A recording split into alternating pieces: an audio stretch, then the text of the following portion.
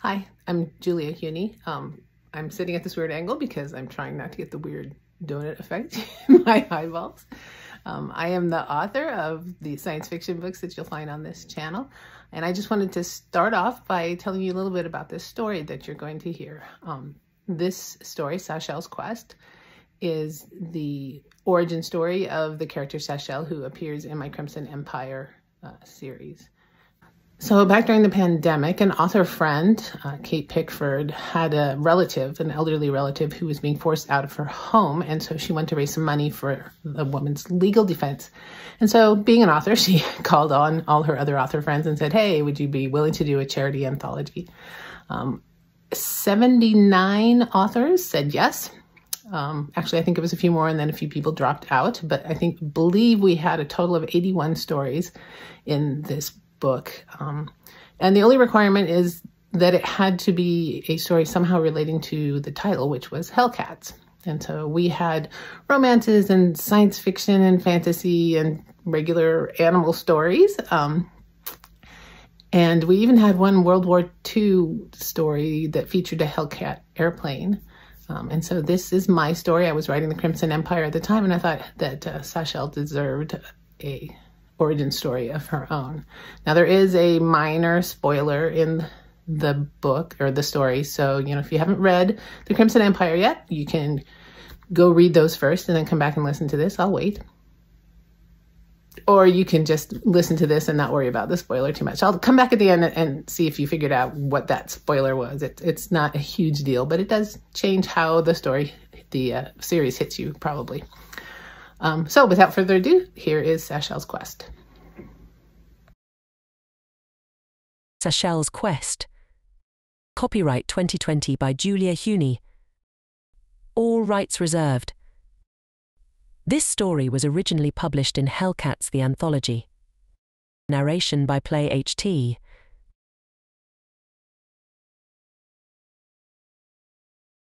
Sashelle slunk across the rough stone outcropping.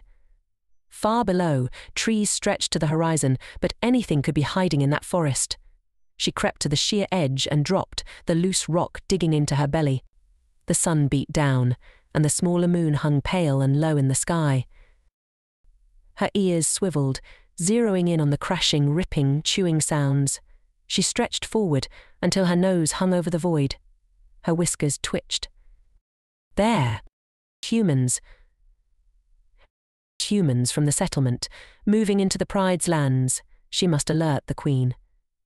Sashelle ghosted into the forest surrounding her perch. The trees were thick here, but a path wound between them, allowing her to make speed. She let her subconscious identify and track the other creatures as she passed, concentrating on the fastest route. When she arrived in the clearing, the Queen lay in a patch of sunlight. She opened one eye at Sashelle's approach. Stealth is not your strong suit. Sashelle took a deep breath. The Queen knew exactly how to get under her fur. She suspected it was a required trait in royalty. I deemed speed more important. Oh, great one, Sashelle replied. The Queen sat up and groomed a paw. What is so important it must interrupt my morning solitude? Humans, Sashelle said. Humans have infringed on the Pride's lands. They are ripping out trees to extend their dirt. The Queen's paw dropped to the grass and her eyes flashed. You must stop them. Me? Sashelle's eyes went wide and her whiskers twitched. You know where they are and what they're doing. This will be your quest. The Queen turned away and leapt to the top of a large boulder. She paced across the flattened top and stretched out in the sunshine. Leave me now. Her eyes closed. But I haven't been out of the Pride's lands before, Sashelle protested. I don't even know how to get down there. The Queen's ears perked. Really? I guess I can find them. I'm sure you can, the Queen replied. But no matter. There are plenty of other kittens to do my bidding. No. Sashelle jumped up onto the boulder. Every kitten had to complete a quest to become a full member of the Pride. This was her chance. I can do it. One of the Queen's brilliant green eyes opened, pinning her with a stare. Sashelle backed off the boulder and dropped to the ground. She rolled onto her back and tipped her head back in a submissive position and silent apology. The Queen's tail flicked across her field of vision. "The Larrys will go with you," she said, and the tail withdrew. Sashelle rolled to her feet, alert and on guard. 2 black cats materialized from the forest, the Larrys, one large, the other larger. They looked at Sashelle and disappeared into the woods. Sashelle followed. Large Larry stalked along the forest path, his tail swinging in time to his footsteps. Sashelle followed at a distance, watching and sniffing for predators and prey. The noise of the humans' shredding machines made listening useless. Behind her, little Larry padded along silently, or so she assumed. She glanced back, but his black fur blended with the dark shadows, rendering him invisible. Or maybe he was farther back than she realized. She could still smell him, though. There. Large Larry stopped, dropping to his haunches. Sashelle crept up beside him, peering through under the thick prickle bushes. The land ahead had been cleared of trees. Broken stumps poked out of churned dirt and trampled brush. The huge ripping and shredding machines growled as they devoured the murdered trees, spitting piles of bark and shred into enormous bins. One of the bins filled as they watched, then trundled away. Another took its place. "So many," Sashelle said. "They travel in packs," Large Larry said. "I have learned the history of our planet," Sashelle replied haughtily. "You sounded surprised," he replied. "I merely sought to inform you." She wasn't sure if Larry was condescending or trying to be helpful. Since he was a member of the Lera Pride, it was probably the former. "What is your plan, little one?" Larry asked. Sashelle swallowed a sense of panic and let her tail twitch in what she hoped looked like arrogance. "I will speak to them." Large Larry laughed. "They can't hear you. They are deaf." "Perhaps we haven't tried hard enough," Sashelle said. Little Larry's snort caught her by surprise. Her head whipped around to see him sitting near the base of the closest tree. When had he arrived? Her eyes narrowed. "Will you teach me that?" "Teach you what, kitten?" Large Larry asked from the lowest branch of another tree. "That." Sashelle's ears jerked in annoyance. "How you move so invisibly." "What are they teaching the young these days?" Little Larry asked. Sashelle jumped back, claws extended at the cat, who now sat beside her. "Sad how the old skills die out, isn't it?" Large Larry replied. He leapt to the ground and paced toward her. "We will teach you." "When?" Sashelle demanded. He didn't answer. Sashelle arched her back and stretched her spine. She pushed her tail toward the moon and her head down to her paws. A cool breeze ruffled her fur and the smell of meat tickled her nose. She stopped herself from looking for the Larrys and stalked out of the trees. The humans sat around a fire in the center of the clearing. The full moons shining through the denuded tree trunks cast dark stripes over their bulky equipment. They had shed their head and paw coverings but still wore strange external fur over their bodies. And then they noticed shadows falling on the campfire. A low, dramatic voice said.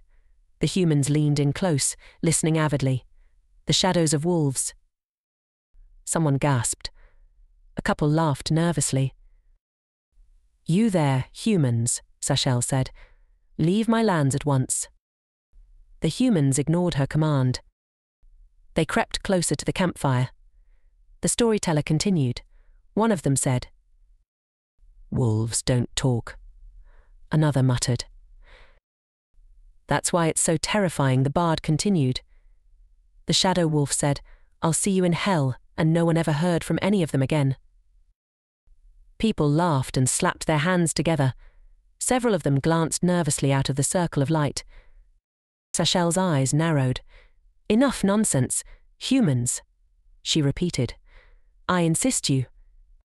"Told you they can't hear us," one of the Larrys said. Sashelle's head whipped around, but he was hidden.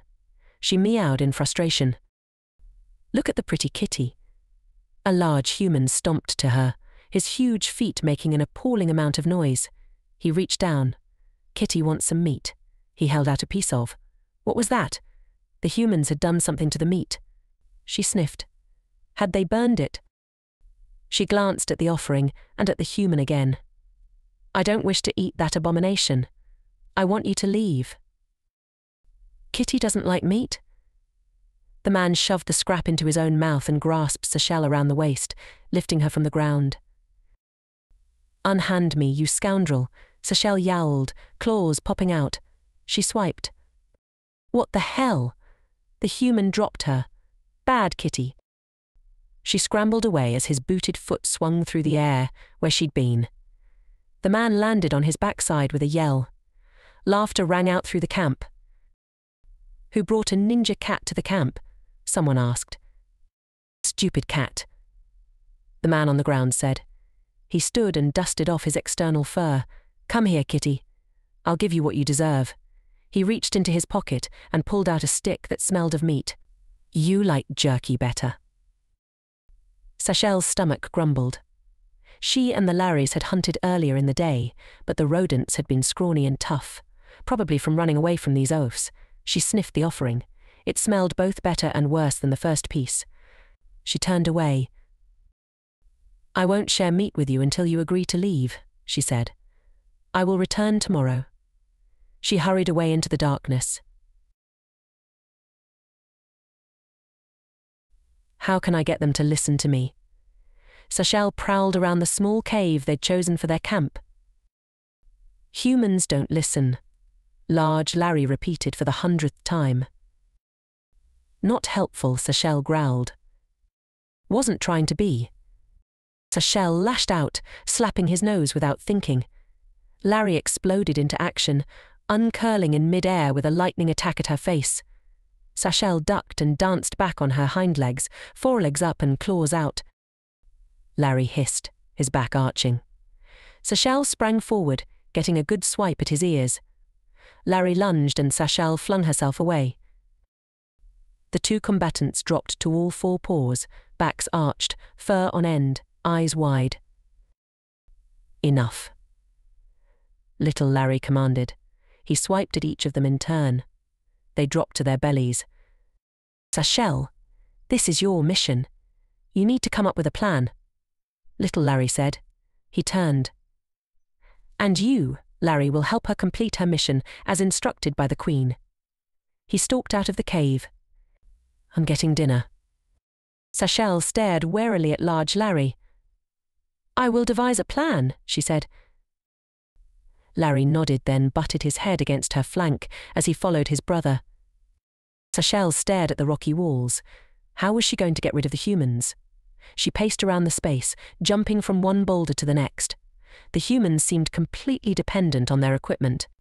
Maybe she could destroy something they needed. But that would only slow them down. If they could make those machines, they could repair them.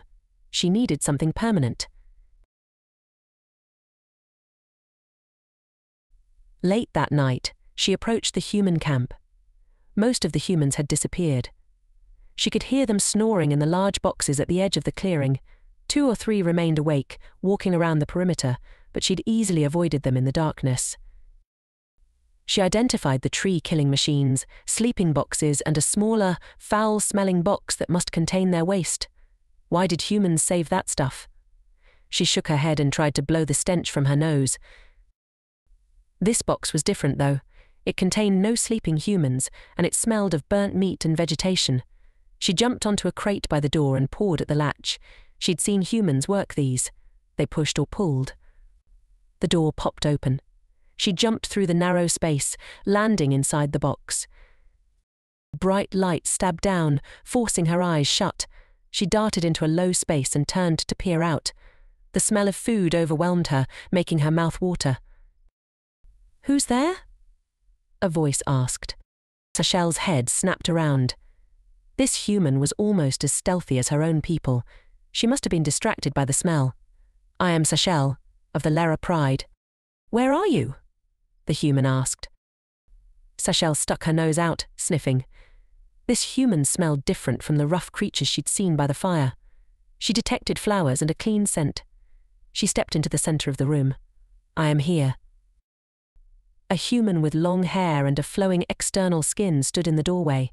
This human wore no coverings on her feet, and her eyes were green like the queen's. Her aura felt female. "Who are you?" "My name is Lisbeth," the human said. "I'm the camp cook. Am I going crazy? I can hear a cat." "You are the first person to hear me," Sashelle replied. "I think that means you are discerning, not insane." Lisbeth laughed, a musical sound like water trickling. "What does a camp cook do?" Sashelle asked. The female, Sashelle was sure now, wrinkled her eyebrows. "I cook for the camp, of course." "Cook?" Sashelle asked. She could sense the meaning of some of the female's thoughts. "You mean the burned meat?" "I don't burn the meat," Lisbeth replied indignantly. If meat was burned, it was that oaf gerund. "My food is good." "We do not cook our food," Sashelle explained. "Heating is a waste of time and good nutrition." "Agree to disagree," Lisbeth replied. "What are you doing here?" "I want you to leave our lands," Sashelle replied. "This land is under the protection of the Lera Pride, and you are ruining it." "You mean the tree removal?" Lisbeth asked. "You're right, they're ruining it, but they want to plant more potatoes." "Why are you here if you agree with me?" "A job's a job," Lisbeth answered with a shrug. "But I'm ready to go back to civilization. These loggers are animals." Her eyes widened. "No offense." Sashelle's eyes narrowed to slits. "That is very offensive. They are humans, not animals. We are civilized." "Fair enough." Lisbeth held up both hands in surrender. "Do you have a plan?" "Why must I come up with all the plans?" Sashelle grumbled. "My plan was to tell you to leave and you would go." "It's not going to be that easy." Lisbeth opened a door and cold air rushed out. "I have to prep breakfast. You want a snack?" "I think there's some cheese in here." Lisbeth pulled out numerous items, then used a sharp metal and wood implement to shred vegetation into smaller pieces. Sashelle stared at the woman's hand moving almost as fast as a paw strike. "Why don't you let them use their teeth to shred? Much more efficient." Lisbeth laughed. "Not very civilized, though. Cutting." With the knife she raised the tool. "Makes it cook faster." "More burning of food? Humans are a strange breed. Eating it all raw would be pretty strange if you ask me." Lisbeth continued with her meal preparations. Sashelle watched in fascination. The movements were soothing, almost hypnotic. Lisbeth swept the shreds into a pan, and a few pieces fell to the floor. Something beeped. Sashelle zeroed in on the sound. It came from the wall. A small flap near the floor popped up, and a flat, round metal thing with a malevolent red eye zipped out of a slot. It headed straight for the scraps. Sashelle's tail twitched, and she pounced, landing dead center of the attacker. The demon ignored her, continuing across the floor. She dug in for purchase, but its surface defeated her claws. It reached the far side of the building and spun around. Sashelle scrambled to stay aboard. Then it made another pass on the dropped vegetation. "I will tame you," Sashelle cried. "Fear me." "Why are you riding the vacuum?" Lisbeth laughed. "I need a video of this." She fumbled in her pockets for something, but Sashelle didn't see what. She was too busy maintaining her balance. The device headed for another wall, and Sashelle braced herself for the quick turn. This time, the squat cylinder disappeared into the slot, slamming Sashelle into the wall. She bounced and twisted in mid-air, then landed, her hair on end. "Curse you, demon disc!" Lisbeth cackled. She laughed so hard she had to lean on the counter to hold herself up. "Not amusing," Sashelle said. "You didn't see it." Lisbeth held out a slim device. To Sashelle's amazement, an image of her appeared on the dark rectangle. She rode the cylinder across the floor, then flew into the air when it returned to its tiny cave. Sashelle raised her chin and narrowed her eyes. Still not amusing. Lisbeth wiped her eyes and put the device away. She returned to her cooking, chuckling every few minutes. Sashelle retreated to a high shelf to regain her dignity. At sunrise, Sashelle led the Larrys out of the cave. They crouched in the branches of trees near the clearing. "What are we looking for, kitten?" little Larry asked. "Don't call me that," Sashelle snapped. "I am a mighty warrior, not a kitten." The Larrys chuckled. Sashelle growled, her tail lashing back and forth. They could just wait and see what she had planned. She stretched out along the branch and watched. A human screamed. Lisbeth lurched out of the box. The kitchen, she'd called it. Vermin. "Breakfast," little Larry crowed, and he sprang. Large Larry followed before his brother reached the ground. A smug expression crossed Sashelle's face as she trailed in their wake. Dozens of rodents scurried around the kitchen unit. The Larrys raced into the box, snapping up the tiny animals in their lightning-fast jaws. Sashelle sauntered in, batting a few of the tiny creatures out the door. Humans erupted out of the sleeping boxes, carrying large, heavy sticks that did not look well designed for swinging. One of them pointed his stick and fire burst out of it. The vermin in its wake were toasted to a crisp. Lisbeth shrieked. No flamethrowers in the kitchen. "Burned meat," Large Larry said in disgust.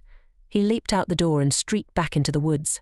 Little Larry grabbed one more live rodent and raced after his brother, a tail still protruding from his mouth. Sashelle tracked down the last of the rodents and dispatched them. "You are a mighty huntress," Lisbeth said, scrubbing behind Sashelle's ears. "That feels good." Sashelle leaned against Lisbeth's hand. "Don't stop." "Don't be ridiculous." The large, smelly human scratched his armpit. "We have a lot more land to clear. We aren't going anywhere." "But this land belongs to the Pride," Lisbeth protested. She turned to the other human. "They helped us, Mr. Fortescue, so we should help them." "They ate the mice big deal," Fortescue said. He was tall and thin, with bushy whiskers under his chin. He sat in a tilting contraption called a chair, behind a large rectangular box. His feet, in their ridiculous boots, perched on the edge of the box. "That's what they're supposed to do. You should keep it. We don't want any more rodents." "Keep it," Sashelle cried. "I'm not a thing to be possessed. I am of the ruling class of this planet." "I know, but they can't hear you," Lisbeth muttered. "You talking to the cat?" Fortescue asked. "They warned me you were crazy, but I didn't know you were cat lady crazy." They both laughed. "I am not crazy," Lisbeth said. She stood and glared at the men. "You will be sorry you refused to listen." "You'll be sorry when you lose your job, crazy lady," Fortescue said. The large one caressed Lisbeth's hindquarters as she passed. Lisbeth shuddered and hurried away. "I tried being nice," Sashelle said in disgust. "Now I shall eliminate these vermin." "I'll help you with those two, and a few of the others." Lisbeth's face looked pinched as they crossed the camp to the kitchen. "What's your plan?" Sashelle glanced up at the human. "Woman," she heard from Lisbeth's thoughts. "I don't know, but I will make it happen. My pride is counting on me. I must consult my companions." "You'll come back though, right?" Lisbeth asked, her voice tinged with sadness. "I'll be back." Leaving Lisbeth at the kitchen, Sashelle raced across the compound toward the cave. The residents of the camp had risen with the sun, and after eating an enormous pile of the burned food, had returned to their plundering, turning the next stretch of forest into desecrated soil and broken tree stumps. On the far side of the camp, another machine uprooted the stumps one by one, throwing the remains into a shredder. Sashelle took a last look at the devastation and hurried into the woods. "I need your help," Sashelle said as she rushed into the cave, leaping on the first boulder. "Run," one Larry called weakly. Sashelle got one wide-eyed look at the scene. 3 humans stood before her, looking down at 2 heavy metal cages. Each cage held one of the Larrys. They lay still, asleep or dead, she couldn't tell. She bolted out of the cave and scrambled up a tree, hiding in the heavy foliage. The humans exited the cave, dragging the cages with them. They didn't notice Sashelle watching their every move. "Are you alive?" she asked. "I am," little Larry said, his tone groggy. "I can hear my brother's thought patterns, but I cannot discern his meaning. They pointed their heavy sticks at us, and they spit stingers. My brother collapsed. My body refuses to obey my commands. Get help. The Queen will send warriors to save us." Sashelle crouched on the tree branch, quivering. She could call to the Pride and the Queen would send help, but it would take hours for them to arrive. And she was on a quest. Kahats were meant to complete their quest on their own. But she had seen how the humans treated the rodents. Would they offer her species anything different? She dithered for a few seconds, then made up her mind. Lisbeth would help her free the Larrys. Then she would eliminate these human vermin. "I don't know where they've taken your friends," Lisbeth said. "They can't have gone far, though. Maybe they're in the detention block." "Let's go look," Sashelle said. "I have no reason to be there. And if you're spotted, they'll grab you too," Lisbeth protested. "When dark begins to gather, I will practice stealth and find my companions. If you go when I serve dinner, they'll all be distracted." Lisbeth threw the chopped bits into a large metal container and placed it on the heating device. Agreed. Sashelle jumped onto the platform near the heating device. While Lisbeth's back was turned, she knocked a large wooden cylinder over, and small grains poured into the metal container. She swacked the cylinder again, and it fell to the floor. "I helped," she said. "You're welcome." Lisbeth complained about the spilled salt, but Sashelle ignored her. She planned her route to the detention block. Then she explained her plan to the woman. Lisbeth dubiously agreed and went back to her cooking. While the woman worked, Sashelle practiced the techniques the Larrys had taught her, but Lisbeth didn't notice Sashelle's efforts. Either that or she was crap at it, but that couldn't be the case. She was Sashelle, mighty huntress. Sashelle ghosted through the camp, creeping along the tops of the blocky buildings as Lisbeth had named them. She practiced her distraction techniques on each person she met, and none of them noticed her. Clearly, she was mastering the skill. She crept to the edge of the last building, her body low, her ears swiveling quickly. The smells of Lisbeth's burning wafted through the camp, drawing humans from each corner to the central area. The sun dropped lower, casting deep shadows across the valley, and small animals rustled in the dark woods surrounding the camp. Sashelle smelled rodents, but the humans did not notice them. She leapt across a narrow gap and landed on the roof of the detention building. A clear arched panel sat cocked above a small opening. She peered inside. Several smaller spaces were delineated by vertical bars, and a human slumbered on one of the narrow platforms. The air stank of human and fermented fruit. No sign of the Larrys. "Larry, where are you?" she called. She tried before, but the humans, or perhaps their buildings, must be dampening her range. She stalked along the roof, calling out. "Here," Larry answered. The voice was so faint, she couldn't immediately discern which Larry had spoken, but she had a direction. She streaked across the buildings, headed toward the call. Both Larrys answered her next call, and she found them in the building she and Lisbeth had visited before. The skinny human sat behind his box, or desk according to Lisbeth. Sashelle focused on his head, imagining burning meat. A loud growl erupted from the man's stomach. He glanced at one of his devices. "Dinner time already?" he asked.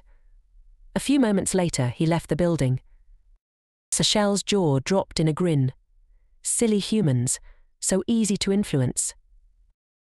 The thin, porous fabric over the rooftop opening was no match for her claws. She leapt down, landing on the desk. Papers and human devices lay scattered about the top of it. "Where are you?" she asked again. "Here," came the reply. A door stood between her and her goal. This one did not have a convenient crate nearby. Lowering her rear end, she readied herself and leapt at the door handle. Her weight proved sufficient, and the door swung inward. The 2 cages lay on the floor in the narrow space. Shelves lined the long walls, with various boxes and bottles arranged haphazardly. A small metal grate high in the far end of the space let in the last of the evening sunlight. She narrowed her eyes, studying the cages. These might require a human hand to open. "Shredder of vegetation," she called. "Come to my aid." The Larrys exchanged a glance. "To whom are you speaking?" Little Larry asked. Sashelle ignored him.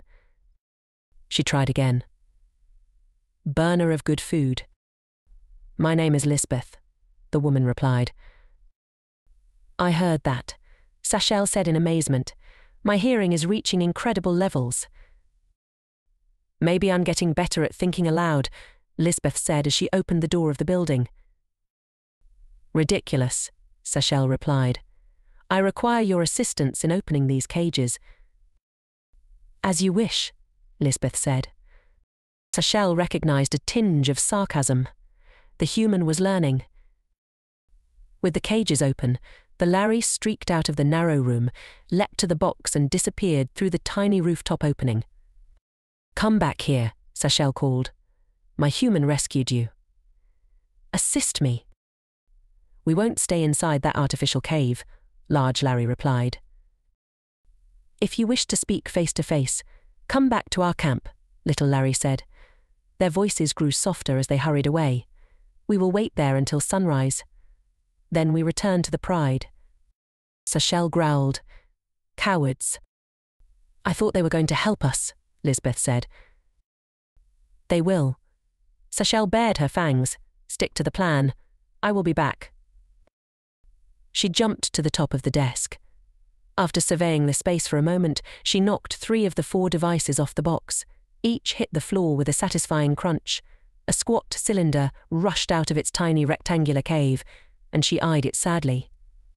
No time to ride the demon right now. She had work to do. She positioned herself under the opening, and with a wiggle of her butt, leapt into the air. Her claws barely reached the top of the opening. Not fair. The Larrys had made it look so easy. "You could just go out the door," Lisbeth said. She ignored the human and scrambled through the opening. Once atop the building, she gave the opening a glare, then slapped the domed covering down. It, too, provided a satisfying crunch. She bared her fangs again and hurried into the dark. Later that night, the loggers sat around the campfire, telling their nightly stories. A gentle breeze rattled the upper tree branches but didn't reach the circle. As one logger finished a well-known tale, Lisbeth sat down. "Have you heard the story about the Hadriana Kahats?" she asked. A round of no went up, and she began the tale. "The Kahats are native to this planet," she said. "They've hidden from mankind for 50 years, since we first landed here. But they grow angry at our continued destruction of their forests. Tell it to some greenies," someone called from the darkness. "Yeah, destruction of forests is what we do," someone else yelled. A few cheered and others laughed. "Do you want to hear the story or not?" Lisbeth snapped. They grumbled but subsided. "The Kahats are big. Larger than a wolf," she said. "They have fangs the size of your hand, and one swipe of their tail can knock out a grown man." One night, a group of loggers sat around their campfire, much like this. She gestured to the fire. A frigid wind blew through the trees. At that moment, a cold breeze whipped through the camp. Lisbeth shivered. The Kahats encircled the camp, howling. "That's stupid. Cats don't howl," one of the men said. A low, menacing wail started behind Lisbeth and moved through the trees at the edge of the camp. It grew just loud enough for all to hear, then stopped. Lisbeth shrugged. "These aren't normal cats. They're alien Kahats, remember? Who knows what they sound like?" The wail made its way around the camp again. The men looked nervously at each other, casting glances over their shoulders. The next morning, they found a circle of dead animals surrounding their camp. Lisbeth went on. Tiny rodents, laid out tail to nose, all around the camp.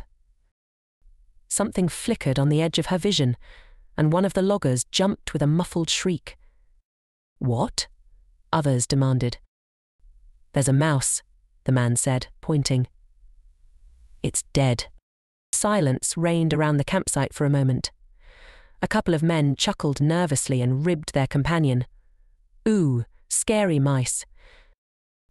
"Those cats killed a bunch of mice," someone said. "Maybe they dropped one." "But it wasn't there before," the man said. "You just didn't see it. Stop interrupting." They all looked at Lisbeth, dismissing the incident. Lisbeth gulped. That night the Kahats howled again. She paused, but nothing happened. The second morning, the camp looked like a tornado had ploughed through. Every piece of equipment was flipped over or thrown across the camp. But the tents where the men slept hadn't been touched, and they hadn't heard a thing. Behind Lisbeth, a loud bang rang out. That last line had been a mistake. She bit back a snicker. What the hell was that? Someone yelled. Individual lights flashed on, throwing strange shadows on the assembled loggers. They all hurried across the camp, past the sleeping modules, their lights swinging and intersecting as they ran. Lisbeth ran after. On the edge of the camp, one of the stump grinders lay on its side. Large paw prints encircled the piece of equipment. "Right, someone is messing with us," Fortescue said. "Lisbeth, who are you working with?" "I'm not working with anyone," she exclaimed. "I was just telling a story." "Sure." Fortescue grabbed her arm. "How do you explain that?" He pointed at the damaged grinder. She held up her hands. They were shaking. "I can't explain it, but those are big paw prints." Fortescue glared at the ground and at the woman beside him. "What else happens in this story of yours?" He shook her arm. "Finish the story." The next night, the Kahats attacked the camp and ate all the loggers, she gabbled. The cook only survived because she was locked inside the kitchen and they couldn't get to her. When she came out, she found only bones. "Ridiculous," Fortescue snapped. "I've been logging these woods for years. Never heard such a stupid story." He turned to the men, set a guard all around the camp. "Keep watch. I don't want any rival companies sneaking in here to damage my equipment. The rest of you go to bed. Story time is over." The men muttered as they left, giving her dirty looks. When they'd dispersed, Fortescue dragged her back to the kitchen. He shoved her roughly through the door. "Get in there where you belong. And make sure breakfast is ready on time." He slammed the door. "If anything is damaged, the repairs are coming out of your pay," he called. Sashelle sat on the counter, grooming her tail. That went badly. Lisbeth sank onto a stool. "Not really," Sashelle said. "What do you mean?" the woman asked. The Kahat didn't answer. "Do you want to go out before I start breakfast?" Lisbeth asked as she unlatched the kitchen door. Sashelle yawned and stretched. "We must see what our subterfuge has wrought." Lisbeth gave her a funny look and opened the door. The camp was deserted. The buildings stood empty, their doors swinging open in the gentle breeze. Hundreds of paw prints covered the dusty ground. "Wah! What's going on?" Lisbeth asked. "Are they trying to prank me? Where is everyone?" Sashelle didn't answer. She prowled to the skinny man's box and swaggered through the open door. Lisbeth followed behind, gazing around the empty camp. The chair lay on its side. The empty cages had been reduced to mangled piles of wire. Papers lay strewn about the floor, and the cylindrical demon beeped angrily from behind a pile of fallen books. "Where's Mr. Fortescue?" Lisbeth asked as she righted the chair. "Where is everyone else?" Sashelle licked her paw. "They have been eliminated." "But what happened?" The woman stared around the room in confusion. Then she hurried out the door, calling out, "Hello, anyone here?" Sashelle strolled back into the sunlight. She crossed the camp, stopping by the woman's side. The Pride took care of them. "The Pride?" She sank onto one of the fallen trees used for seats by the campfire. But where did the men go? Did they get eaten? Sashelle jumped into the woman's lap and curled up. No bones. But don't worry about it, she told her human. They are not your concern. They'll be back, Lisbeth said. Maybe not those men, but others. Then we will stop them again. Sashelle's whiskers twitched. I must talk to the Larrys. She jumped out of the woman's lap and strutted to the woods. Lisbeth rose slowly and trailed behind. Both Larrys jumped down from a tree as she approached. Your plan was successful, little Larry said. But I had to ask for help, she said. There's no harm in that, little Larry said. But I was on quest. Even on quest, a Kahat can ask for help. That's what the pride is for. Sashelle nodded. Large Larry bowed his head. The Queen has named you. Eliminator of Vermin. Pride rose in Sashelle's chest. A fitting title, she replied with a smug sweep of her tail. Will you return with us? Sashelle glanced at the woman behind her. She looked at the Larrys and the other eyes peeking through the foliage. Not today, she finally said. I don't think the humans will be deterred so easily. I will travel with this woman, and we will eliminate the vermin in other places. Be well, Eliminator of Vermin. Be bold, little Larry said. They both nodded and slunk away. The other eyes disappeared, and the pride returned to their lands. Sashelle looked up at Lisbeth. We have much to do and see. Will you travel with me? Lisbeth looked around the empty camp, then down at the Kahat. I'm glad you're my friend. Sashelle blinked.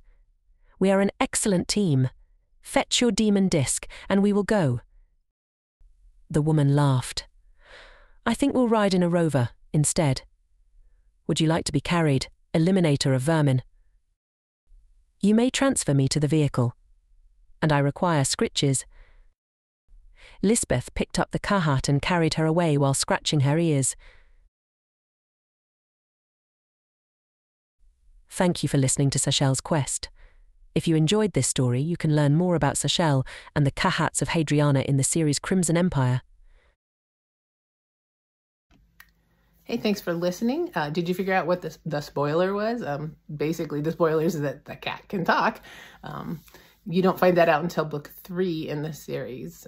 So, you know, you have to kind of play dumb when you read the original books now and pretend you don't know that. So I hope you enjoyed it. If you did, please hit like and subscribe so that you get told when my next story comes out. And eventually those Krimson Empire stories will be online. It does take a little time to do the robot narration. So eventually I get those up here. But thanks for listening.